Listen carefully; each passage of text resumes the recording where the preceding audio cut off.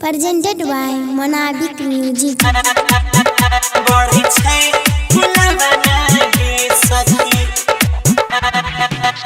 जहिया से छूटे छै छोड़बा Singing by Gaurav Thakur. हाँ हतकिया पकड़ के सुतै छी डसै छै बिछावन गे सखी तकिया पकड़ के सुतै छी डसै छै बिछावन गे सखी जहिया से छूने छै छौड़ाबा बढ़ै छै फुलवा गे सखी जहिया से छूने छै छौड़ाबा बढ़ै छै फुलवा गे सखी चढ़ली जवानी हमार बुझै छै खेलवन गे सखी चढ़ली जवानी हमार बुझै छै खेलवन गे सखी जहिया से छूने छै छौड़ाबा बढ़ै छै फुलवा गे सखी जहिया से छूने छै छौड़ाबा बढ़ै छै फुलवा गे सखी बढ़ै छै फुलवा गे सखी जहिया से छूने छै छौड़ाबा बढ़ै छै फुलवा गे सखी Presented by Sai Recording Studio, Delhi. हेगे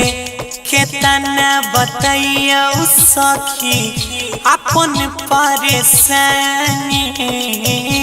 लागै छै बिगड़ जैतै चढ़ली जवानी गे सखी केना बताइयो हमें अपन परेशानी लागै छै बिगड़ जैतै चढ़ली जवानी बुझे नहीं पलियो करे मनवा के भवन गे सखी बुझे नहीं पलियो करे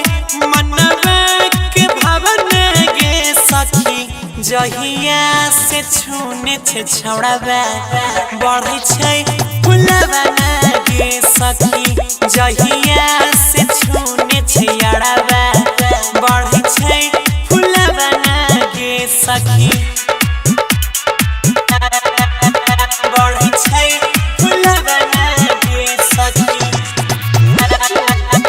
जहिया से छूने छै छौड़ाबा बढ़ै छै फुलवा गे सखी Presented by Sai Recording Studio, Delhi. सुने कैसन लगाई दिलकै हमारा उलट गे मन करे कैलियै कमवा गलत गे कमवा गलत की कहियो कैसन लगाई दिलकै हमारा उलट गे मन करे कैलियै कमवा गलत गे राइटर सोनू गौरव पियै छै उठावन गे सखी आजाद गुड्डू सोनी पियै छै उठावन गे सखी जहिया से छूने छै छौड़ाबा बढ़ै छै फुलवा गे सखी जहिया से छूने छै छौड़ाबा बढ़ै छै फुलवा गे सखी बड़ी परेशानी Recording by Ajay Star, Bihar.